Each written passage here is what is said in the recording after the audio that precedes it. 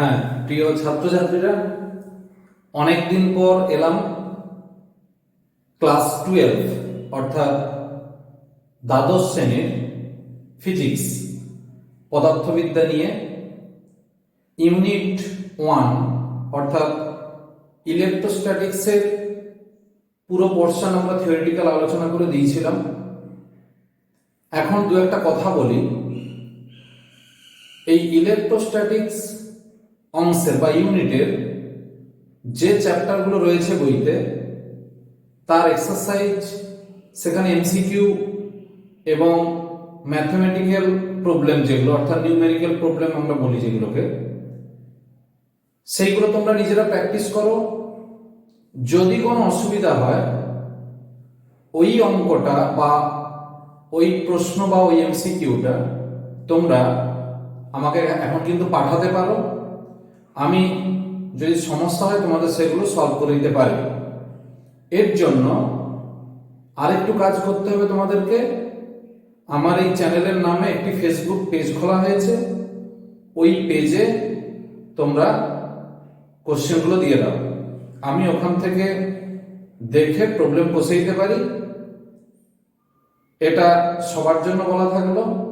এছাড়াও ওই ফেসবুক পেজে আমি নিয়মিত বিভিন্ন ইউনিটের উপর কম্পিটিটিভ এক্সাম অর্থাৎ নিট, জয়েন্ট এন্ট্রান্স বিভিন্ন পরীক্ষার জন্য এমসিকিউ সেট পিডিএফ আকারে দিয়ে যাব। সেগুলো তোমরা প্র্যাকটিস করো। যখন আমি ওখানে প্রশ্নগুলো দেব তার কিছুদিন পরেই আমি অ্যান্সারও দেব। তোমরা কোশ্চেনগুলো নিজেরা সলভ করবে, তারপর তার অ্যান্সারও আমি দিয়ে দেবো। এইভাবে প্র্যাকটিস চলুক। নিজেরা একটু নিজেদের মতো করে প্র্যাকটিস করো, সততা বজায় থাকুক। অর্থাৎ বই না দেখে নিজেরা প্রথমে অঙ্ক কষবে, তারপর না পারলে বই বা স্যারেদের সাহায্য বা আমার কাছে সহায়তা নিতে পারো। শুধু বলবো একটাই কথা, যে চুরি করো না। অর্থাৎ পড়তে পড়তে বা অঙ্ক কষতে কষতে বই দেখে অঙ্কটা না টুকলেই হলো। এইভাবে চলতে থাকুক। বাড়িতে বসেও আমরা নিজেরাও পড়াশোনা করে নিতে পারবো। আজকে আমি শুরু করছি কারেন্ট ইলেকট্রিসিটি ক্লাস 12 অর্থাৎ দ্বাদশ শ্রেণীর প্রবাহী তড়িৎ অধ্যায়ে আমরা একদম আজকে শুরুতে আসছি। আজকে একদম প্রাথমিক যে কনসেপ্টগুলো লাগবে সেইগুলোই যাব। প্রসঙ্গত বলি, তড়িৎ প্রবাহ বা কারেন্ট বললেই বোঝাবে আধানের প্রবাহ। যে আধান আমরা অর্থাৎ যে চার্জ সম্পর্কে আমরা ইলেকট্রোস্ট্যাটিক্সে পড়ে এসেছি, সেখান থেকে শুরু করছি। তড়িৎ প্রবাহ বা আই, যেটাকে আমরা কারেন্ট বলছি, এটা সমান চার্জ বাই টাইম। অর্থাৎ কোনো একটা কন্ডাক্টর বা কোনো একটা পরিবাহীর মধ্যে দিয়ে পার ইউনিট টাইম অর্থাৎ একক সময়ে যে পরিমাণ আধান প্রবাহিত হবে, পার ইউনিট টাইমে যে পরিমাণ চার্জ ফ্লো করবে, তাকেই বলবো আমরা কারেন্ট বা তড়িৎ প্রবাহ। এখন প্রশ্ন হচ্ছে যে যদি নির্দিষ্ট সময়ে এই চার্জ ফ্লো এর রেটটা অর্থাৎ আধান প্রবাহের হার একই থাকে, তাহলে সেক্ষেত্রে বলবো প্রবাহ মাত্রাও একই থাকবে, কনস্ট্যান্ট। কিন্তু যদি চেঞ্জ হয়, সময়ের সঙ্গে প্রবাহিত আধানের পরিমাণ যদি পরিবর্তিত হয়, সেক্ষেত্রে আমরা লিখব ডিকিউ বাই ডিটি। অর্থাৎ তখন ক্যালকুলাস মেথড আমাদের প্রয়োজন হয়ে পড়ছে। এটা কখন? যখন Q is a function of T. যখন কিউটা টি এর ফাংশন অর্থাৎ টি এর উপর ডিপেন্ডেন্ট, তখন আমরা আই সমান কিউ বাই টি না করে আমরা করব ডিকিউ বাই ডিটি। এটাকেই যদি আমরা ঘুরিয়ে দিই, তাহলে ডিকিউ সমান হবে আই ডিটি। সেক্ষেত্রে কিউ পেয়ে যাবো আমরা ইন্টিগ্রেশন আই ডিটি। অর্থাৎ যখন আই টি এর ফাংশন, তাহলে প্রবাহ মাত্রা সময়ের উপর ডিপেন্ড করে তখন কিউ পাবো এইভাবে। আর আধান যদি টাইমের উপর ডিপেন্ড করে তখন আমরা আই পাবো ডিকিউ বাই ডিটি, না হলে কিউ বাই টি অথবা কিউ সমান আই টি। এখান থেকে আমরা যেটা লিখি কিউ সমান আই টি। এই ফর্মুলাগুলো আমাদের কাজে লাগবে। এবার আসছি আমরা ইউনিট বা একক। ইউনিট কি? এসআইতে যদি বলি তাহলে কুলম্ব বাই সেকেন্ড অর্থাৎ অ্যাম্পিয়ার, কুলম্ব বাই সেকেন্ড এটা অ্যাম্পিয়ার যখন সিজিএস হবে। এখানে এবার মনে রাখতে হবে যে এক্ষেত্রে চার্জ কিন্তু ফ্লো করছে, সেই জন্য আধানের ইএমইউ এককটা লাগবে। তাহলে এখানে হবে ইএমইউ আধান বাই সেকেন্ড মানে টাইম, এটাকে বলবো আমরা ইএমইউ প্রবাহ বা ইএমইউ কারেন্ট। আর অঙ্কের খাতির অর্থাৎ সূত্রের প্রয়োজনে আমরা ইএসইউ প্রবাহ ব্যবহার করতে পারি, কিন্তু বেশি ইম্পর্টেন্ট হলো এইটা ইএমইউ প্রবাহ। 1 ইএমইউ প্রবাহ বা EMU current is equal two 10 ampere যা রিলেশন ছিল, এবং 1 অ্যাম্পিয়ার ইজ ইকুয়াল টু যদি আমরা ইএসইউ দিয়ে দিই, যদিও ইএসইউ এবং প্রবাহ কথাটা মানানসই নয়। কেন না আমি ইএসইউ বলছি, ইলেকট্রোস্ট্যাটিক ইউনিট বলছি, আধান স্থির, আবার সেক্ষেত্রে প্রবাহ কি করে আসছে, এই জন্য 1 অ্যাম্পিয়ার সমান 3 × 10⁹ ইএসইউ প্রবাহ। বেশি ইম্পর্টেন্ট কিন্তু এটাই, এই হলো আমাদের ইউনিট, সিজিএস এসআই হোক তাদের মধ্যে রিলেশন। এবার আমরা আসছি ডাইরেকশন, অর্থাৎ কারেন্টের ডাইরেকশনটা কি হবে। এই যে আমরা বলছি ডেফিনেশন থেকে যে কারেন্ট বা তড়িৎ প্রবাহ হলো আধানের প্রবাহ। এখন এই আধান আসছে কোথা থেকে? মূলত কিন্তু একটা পরিবাহী তার যদি ধরি এবি, তাহলে এর মধ্যে দিয়ে ইলেকট্রন ফ্লো করছে, অর্থাৎ ইলেকট্রন নিজে নিজে প্রবাহিত হচ্ছে। যদি এ পজিটিভ চার্জ থাকে, মানে পজিটিভ পোটেনশিয়াল বা উচ্চ বিভবে থাকে, বিভব আমরা আসবো একটু পরে, এটা যদি নেগেটিভ হয়, অর্থাৎ সোজাভাবে বললে আমরা যদি ব্যাটারির প্লাস এই দিকে যোগ করি আর ব্যাটারির মাইনাসটাকে যদি এদিকে যোগ করি, তাহলে প্রবাহ যায় এই দিকে, এটা হচ্ছে প্রবাহ আই। কিন্তু এর মূল ব্যাখ্যাটা কি? মূল ব্যাখ্যাটা হলো এই যে পরিবাহী এবি তার কন্ডাক্টিং ওয়্যার, এর মধ্যে পরিবহনে যে সাহায্য করবে সে হলো ফ্রি ইলেকট্রন বা মুক্ত ইলেকট্রন। এই ফ্রি ইলেকট্রন যখন এবি অংশের মধ্যে আছে, সেই ইলেকট্রন আসতে চাইবে নেগেটিভ থেকে পজিটিভের দিকে, কারণ ইলেকট্রন নিজেই নেগেটিভ। যে নেগেটিভ অর্থাৎ যে পার্টিকেল নিজে নেগেটিভ হবে সে তো পজিটিভের দিকে আসতে চাইবে, অ্যাট্রাকশন প্রপার্টি। ইলেকট্রন যেদিকে আসবে আমরা তার বিপরীত দিকটা কারেন্টের ডিরেকশন ধরে নিই। এই জন্য আমরা মনে রাখবো যে প্লাস থেকে মাইনাসের দিকে কারেন্ট, মাইনাস থেকে প্লাসের দিকে ইলেকট্রন, এইটা কিন্তু ফান্ডামেন্টাল, মানে এটাই মৌলিক। ইলেকট্রন ফ্লো হয় বলেই কারেন্ট হয়। কারেন্টের ডিরেকশন ইলেকট্রন ফ্লো এর বিপরীতে, অর্থাৎ ইলেকট্রন প্রবাহের বিপরীতে, এই কথাটা আমরা মনে রাখবো। এবার আমরা আসছি এই কারেন্টের দুটো ভাগ, যেটা আমরা খুব সহজভাবে বলি। একটাকে বলবো ডিসি অর্থাৎ ডাইরেক্ট কারেন্ট, আর একটাকে বলবো এসি অল্টারনেটিং কারেন্ট। তাহলে এটা ডাইরেক্ট কারেন্ট আর এটাকে বলবো অল্টারনেটিং কারেন্ট। এই প্রাথমিক কনসেপ্টগুলো তোমরা তো অনেক কিছু জানো, তবু আরেকবার বলে দেওয়া। যদি টাইমের সঙ্গে অর্থাৎ সময়ের সঙ্গে কোনো কারেন্টের ডিরেকশন চেঞ্জ না হয়, অর্থাৎ একই দিকে ফ্লো করে সব সময়, যেগুলো আমরা ব্যাটারি থেকে পাই প্লাস থেকে মাইনাস, সেক্ষেত্রে সেটাকে বলবো ডাইরেক্ট কারেন্ট, যার বাংলা হলো সমপ্রবাহ। সমপ্রবাহ। আর অল্টারনেটিং কারেন্ট কখন? যখন কোনো একটা জায়গাতে প্রবাহ নির্দিষ্ট সময় অন্তর অর্থাৎ সার্টেন টাইম ইন্টারভ্যালে ও ডিরেকশনটা চেঞ্জ করে, তখন সেটাকে বলবো এসি, যার বাংলা হলো পরিবর্তী প্রবাহ।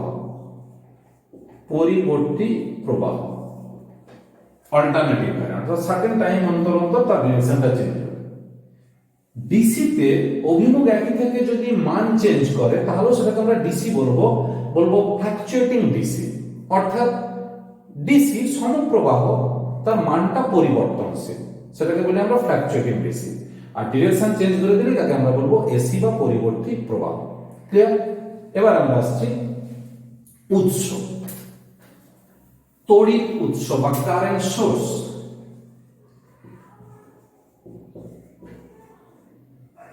তড়িৎ উৎস কি না, এই তড়িৎ প্রবাহের মূল কারণ যে অর্থাৎ ব্যাটারি।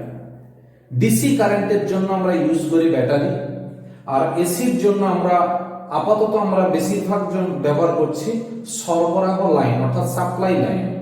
যেখানে এসি কারেন্ট তৈরি হয় সেখান থেকে আসছে আমাদের এখানে সাপ্লাই লাইন আর ব্যাটারি। এছাড়াও আমরা কৃত্রিমভাবেও কিন্তু একটা এসি সোর্স ব্যবহার করি, যে কোনো অনুষ্ঠান বাড়িতে ডায়নামো, যেটাকে আমরা এসি ডায়নামো বলি, জেনারেটর বলি।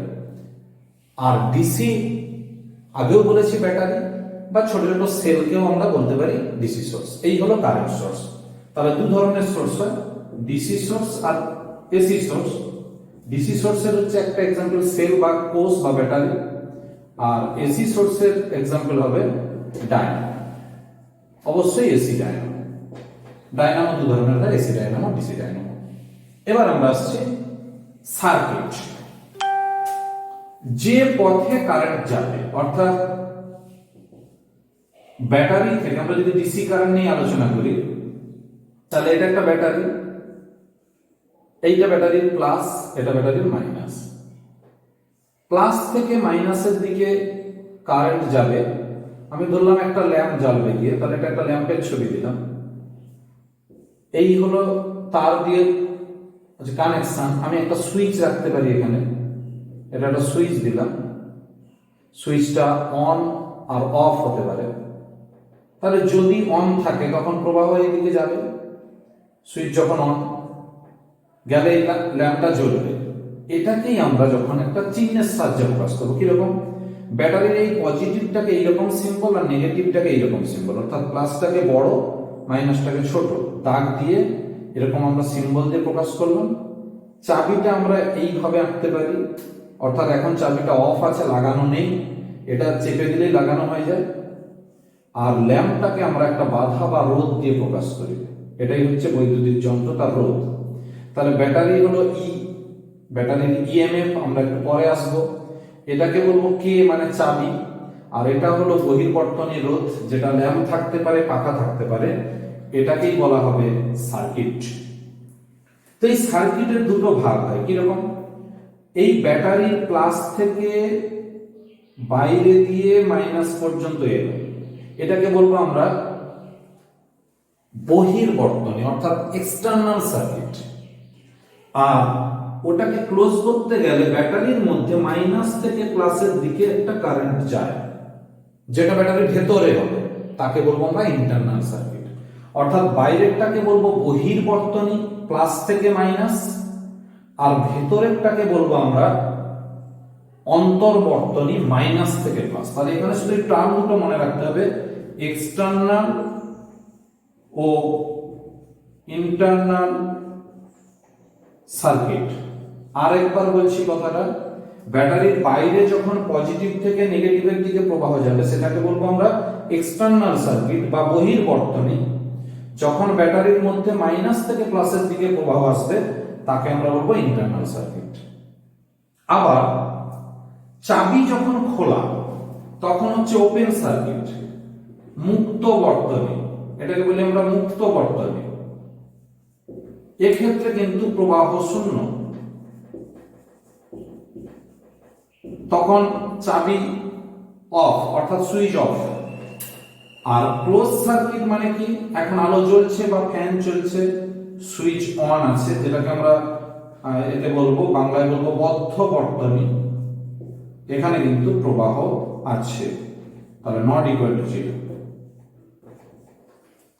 এই কনসেপ্টগুলো আমাদেরকে রাখতে হবে। এবার আমরা আসছি ইউনিফর্মিটি অফ কারেন্ট অর্থাৎ প্রবাহের সুষমতা। এটা কিরকম, এই যে আমরা বর্তনীর মধ্য দিয়ে যে প্রবাহগুলো পাঠাই, বর্তনীর সমস্ত জায়গাতেই কারেন্টের ভ্যালু হবে ইকুয়াল। অর্থাৎ ব্যাটারির কাছাকাছি যা, ব্যাটারি থেকে দূরেও তা, অর্থাৎ সমগ্র বর্তনী বা সার্কিট জুড়ে প্রবাহের ভ্যালু হবে একই। এবং আমরা যদি এই প্রবাহ মাপতে চাই তাহলে তার যে নির্ণায়ক যন্ত্র, যেটা আমরা পরে আবার আলোচনা করব, অ্যামিটার, সেটাকে আমরা ওই সার্কিটের যেখানে খুশি লাগিয়ে দিতে পারি। সেই জন্যই বলছে ওই সার্কিটের মধ্যে যে কোনো জায়গায় প্রবাহের মান একই থাকবে, এটাকে বলে ইউনিফর্মিটি অফ কারেন্ট। এবার আমরা আসছি ইএমএফ, ব্যাটারির ইএমএফ বা তড়িৎ চালক বল। এটা কি রকম? ইএমএফ এর ফুল ফর্ম হচ্ছে ইলেকট্রোমোটিভ ফোর্স, যার বাংলা করলে হয় তড়িৎ চালক বল। অর্থাৎ তড়িৎ চালনা করবে এইরকম একটা বল নয়, শক্তি। অর্থাৎ নামের মধ্যে বল থাকলেও আমরা কিন্তু এই কনসেপ্টটা রাখবো তড়িৎ চালক শক্তি, অর্থাৎ তড়িৎ চালনা করার জন্য শক্তি।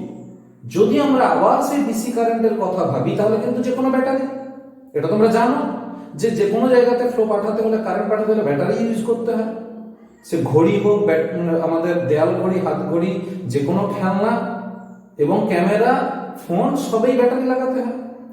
তো সেই ব্যাটারি যখন আমরা দোকান থেকে কিনি তখন কিন্তু আমরা খেয়াল করি যে ব্যাটারিটার ভোল্টেজ কত।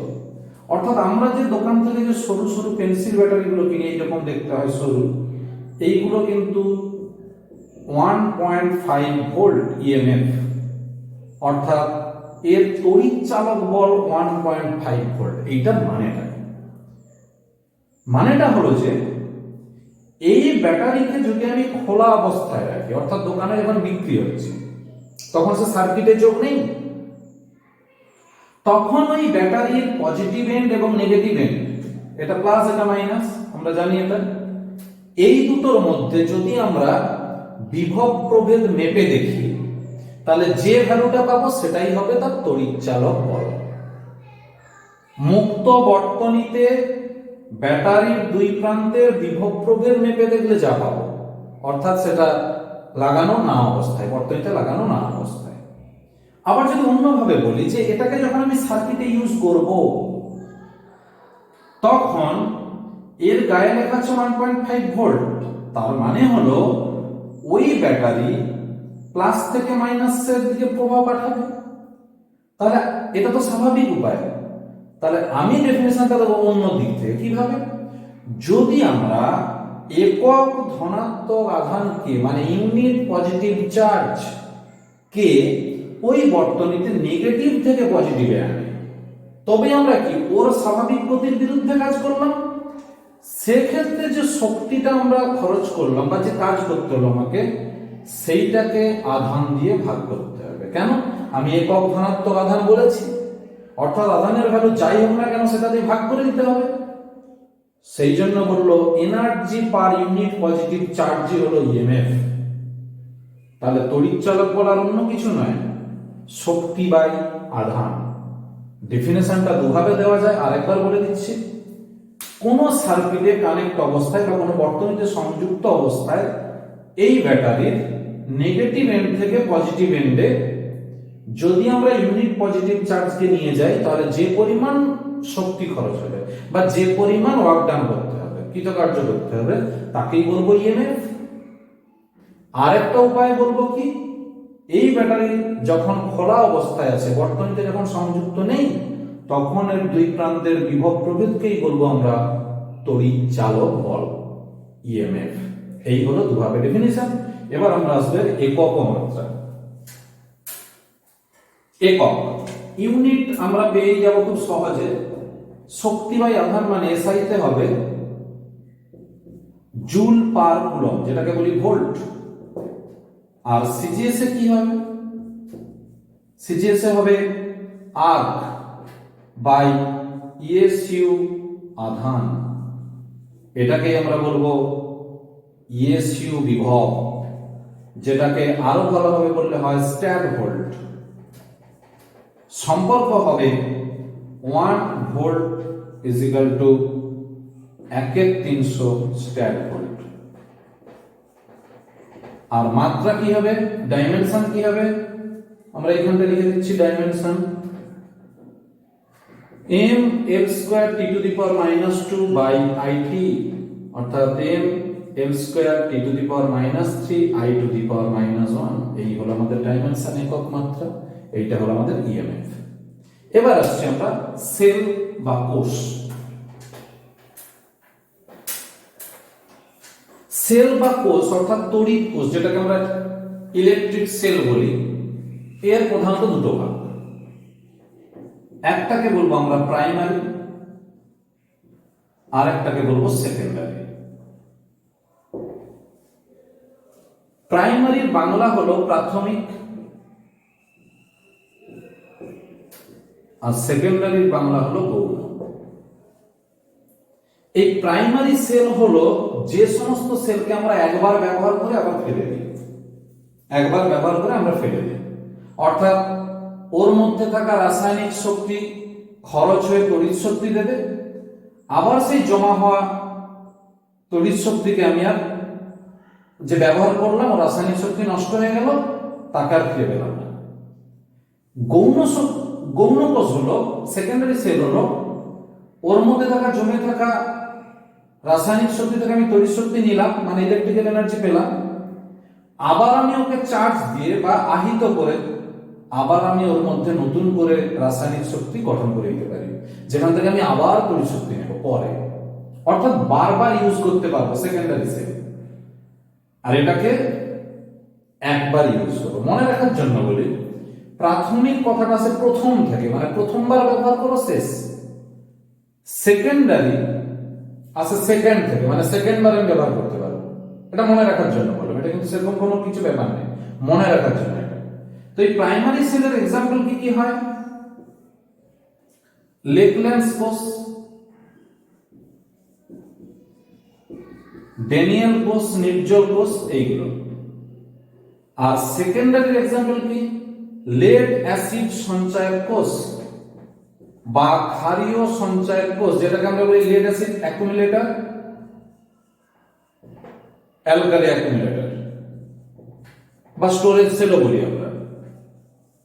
এই আপাতত আমরা এইটুকুই জানলাম। এদের পার্থক্য আছে, খুব ইম্পর্টেন্ট। সে পার্থক্য এবার আমরা লিখছি। প্রাথমিক কোষ ও গৌণ কোষের পার্থক্য।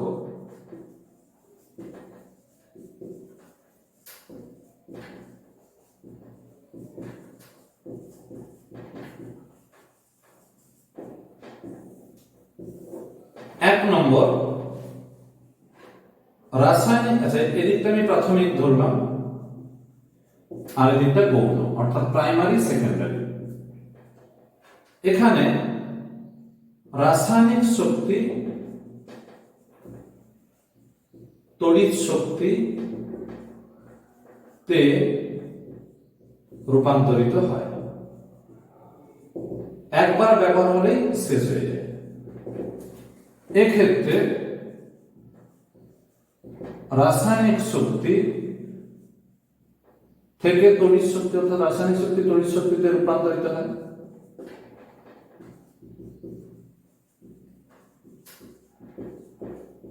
পুনরায় উচ্চ শক্তির প্রভাবে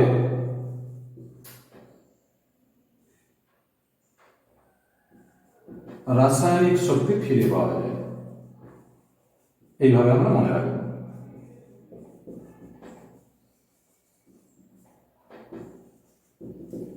প্রাথমিক কোষের ক্ষেত্রে এটাকে বলবো অপ্রত্যাবর্তক, মানে একবার ব্যবহার করে ফেলে দিতে হয়, ফিরে পাওয়া যায় না, ইরিভার্সিবল যেটাকে বলি আমরা। আর গৌণ কোষকে বলবো প্রত্যাবর্তক বা রিভার্সিবল। 3 নম্বরে বলবো প্রাথমিক কোষের অভ্যন্তরীণ রোধ বেশি, ফল প্রবাহটা আমরা কম পাবো, কারেন্টটা কম পাবো, অভ্যন্তরীণ রোধ বেশি, ইন্টারনাল রেজিস্ট্যান্সটা বেশি। আর এক্ষেত্রে কিন্তু আমাদের ইন্টারনাল রেজিস্ট্যান্স কম, অভ্যন্তরীণ রোধ কম।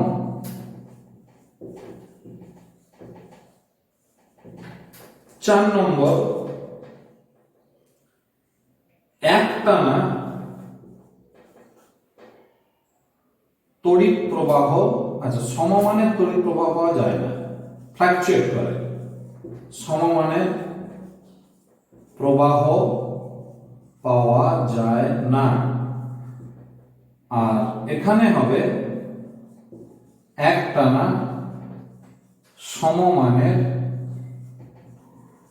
প্রবাহ পাওয়া যায়। একই মানের প্রবাহ পাওয়া যায়, ওখানে পাওয়া যায়। এই চারটে পয়েন্ট আমরা মনে রাখলাম, তাহলে কিন্তু আমরা কনসেপ্টটা পাবো। এবার যেটা আসছে যে লেড অ্যাসিড সঞ্চয় কোষ, এটা সম্পর্কে আমরা ডিটেইলস জানবো। তার আগে বলি এই দুই ধরনের কোষ ছাড়াও আরেকটা আমাদের প্রমাণ কোষ বা মানব কোষ থাকে, যেটাকে আমরা স্ট্যান্ডার্ড সেল বলি। সেটা এমনি মনে রাখার জন্য শর্ট কোশ্চেন। প্রমাণ কোষ বা মানব কোষ বলি, স্ট্যান্ডার্ড সেল। এটার এক্সাম্পল হলো ওয়েস্টন ক্যাডমিয়াম কোষ। ওয়েস্টন ক্যাডমিয়াম কোষ বা ওয়েস্টন ক্যাডমিয়াম সেল, এর ইএমএফ 20 ডিগ্রি সি উষ্ণতায় তড়িৎচালক বল হয় 1.083 এত ভোল্ট, অ্যাপ্রক্সিমেট 1.0183 ভোল্ট, 0183 ভোল্ট। এটা আমরা মনে রাখতে পারবো। এরপর আমরা আসছি ওই লেড অ্যাসিড সঞ্চয় কোষ বা লেড অ্যাসিড অ্যাকুমুলেটর সম্পর্কে। খুব শর্ট কোশ্চেনের জন্য আমরা এগুলো মনে রাখবো। প্রথমত বলি, শর্ট কোশ্চেনে যেগুলো লাগবে, ডিটেলস এখন লাগছে না। পজিটিভ তড়িৎদ্বার বা ইলেকট্রোড, ধনাত্মক তড়িৎদ্বার হিসাবে আমরা কাকে নেব? Lead die oxide. এই শর্ট কোশ্চেনটা মনে রাখতে হবে। নেগেটিভ ইলেকট্রোড হিসাবে আমরা কাকে নেব? Spongy lead. স্পঞ্জি অর্থাৎ ছিদ্রযুক্ত ধাতব লেড, স্পঞ্জ একটু নরম নরম।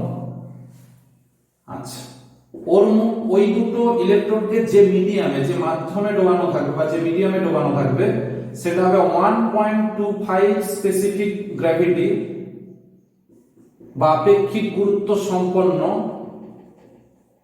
H2SO4 লঘু বা ঘন যাই হোক লঘুই হবে। 1.25 স্পেসিফিক গ্র্যাভিটি, জলের থেকে সামান্য ঘন, লঘু সালফিউরিক অ্যাসিড। এর ইএমএফ হয় 2.2 ভোল্ট। এটা কমে কমে আসতে পারে 2 ভোল্ট, আরো কমে 1.8 ভোল্ট আসে। এর থেকে কমে গেলে তাকে আমরা ব্যবহার করতে পারি না। এখন প্রশ্ন আসছে যে 1.25 কেন? না, আসল কার্যকারিতা হলো, মানে রিকোয়ারমেন্টস হচ্ছে কত?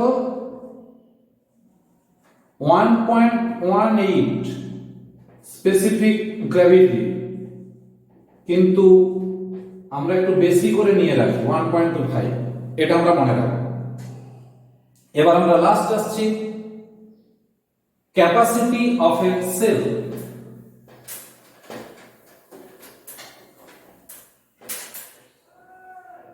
ক্যাপাসিটি অফ এ সেল হলো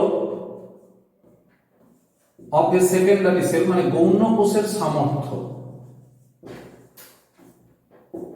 গৌণ কোষের সামর্থ্য অর্থাৎ সেকেন্ডারি সেলের কি ক্ষমতা আছে সেটাই আমরা দেখব। যে কোনো সেলের কাজটাই হচ্ছে আধান স্টোর করা, মানে আধান সঞ্চয় করা। তাহলে কতটা পরিমাণ আধান সে স্টোর করতে পারে, এটার হিসাবই হলো ক্যাপাসিটি। তাহলে ক্যাপাসিটি আর অন্য কিছু নয়, ক্যাপাসিটি হলো অ্যামাউন্ট অফ চার্জ। কিন্তু আমরা এটাকে লিখবো অ্যাম্পিয়ার আওয়ার ইউনিট, মানে ডাইরেক্ট কুলম ইউনিট নয়, অ্যাম্পিয়ার আওয়ার ইউনিট।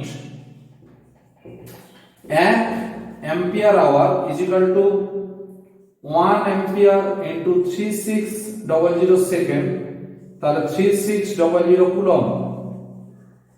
তাহলে 1 অ্যাম্পিয়ার মানে হলো 1 অ্যাম্পিয়ার আওয়ার সমান এত কুলম। এই হলো ক্যাপাসিটি। তাহলে আমরা বলবো যে ফুললি চার্জ অবস্থায় অর্থাৎ সম্পূর্ণ আহিত অবস্থায় একটা গৌণ কোষ যদি সম্পূর্ণ ডিসচার্জ অবস্থায় আছে, সম্পূর্ণ ক্ষরিত অবস্থায় আছে, তার যতটা ক্যাপাসিটি সেই পরিমাণ চার্জ সে ফ্লো করাবে। অর্থাৎ যদি 1 অ্যাম্পিয়ার আওয়ার হয় তাহলে 3600 কুলম্ব আধান সে দিতে পারে। এই একই সঙ্গে আমরা একটু দেখে নেব যে একটু মনে রাখবো যে কোনো সেকেন্ডারি সেলের জেনারেলি এই ক্যাপাসিটি হয় 90% অ্যাপ্রক্সিমেট আমরা মনে রাখবো approx.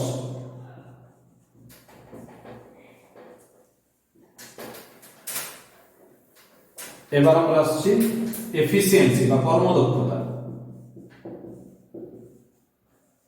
Efficiency of a cell এটা হলো এনার্জি obtained by cell আর এনার্জি সাপ্লাইড টু সেল। অর্থাৎ আমি একটা কোষ থেকে কতটা শক্তি পেলাম বাই তাকে আমি কতটা দিলাম, এই হচ্ছে হিসাব। এটাকে আমি বলবো EMF obtained by cell into charge obtained by cell by EMF supplied by cell into charge supplied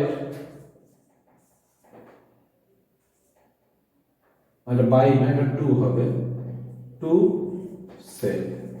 হিসাব করলে হয় প্রথমটা ইএমএফ এর রেশিও, তাহলে ইএমএফ অবটেন্ড এটা আমাকে দেওয়া থাকবে by EMF supplied to cell into capacity. যে ক্যাপাসিটিটা আমরা একটু আগে বললাম যে অ্যাপ্রক্স 90%। এটা আমাদের অঙ্কের জন্য লাগবে, এটাকে ইটা দিয়ে লেখা হবে। এই হলো সামর্থ্য। আমি আরেকবার বলছি, যে পরিমাণ তড়িৎ চালক বল আমরা পাবো ওখান থেকে আর কতটা আমরা দেব, কতটা আমাদের পাওয়া উচিত ছিল, এই রেশিওকে ক্যাপাসিটি দিয়ে গুণ করলে আমরা কর্মদক্ষতা পাবো, অর্থাৎ এফিসিয়েন্সি পাবো। এটা একটা ফ্র্যাকশন আকারে আসবে, একে আমরা 100 দিয়ে গুণ করে দিলে পার্সেন্টেজ পেয়ে যাবো। আজকে এই পর্যন্ত একদম প্রাথমিক কনসেপ্টগুলো আজকে আলোচনা হলো। পরের ক্লাসে আবার পরেরটা আলোচনা হবে। তার আগে বলবো, যদি ভালো লেগে থাকে ভিডিও একটু সাবস্ক্রাইব করে দিও, তোমরা বন্ধুদেরকে একটু শেয়ার করো, একটু লাইক দিয়ে দিও, একটু কমেন্ট করো কিভাবে আরো ভালো করতে পারি। আর সবশেষে বলছি, এই নামেরই ফেসবুক পেজ ফলো করো, তাহলে কিন্তু কোশ্চেন অ্যান্সারও পাবে। ভালো থেকো।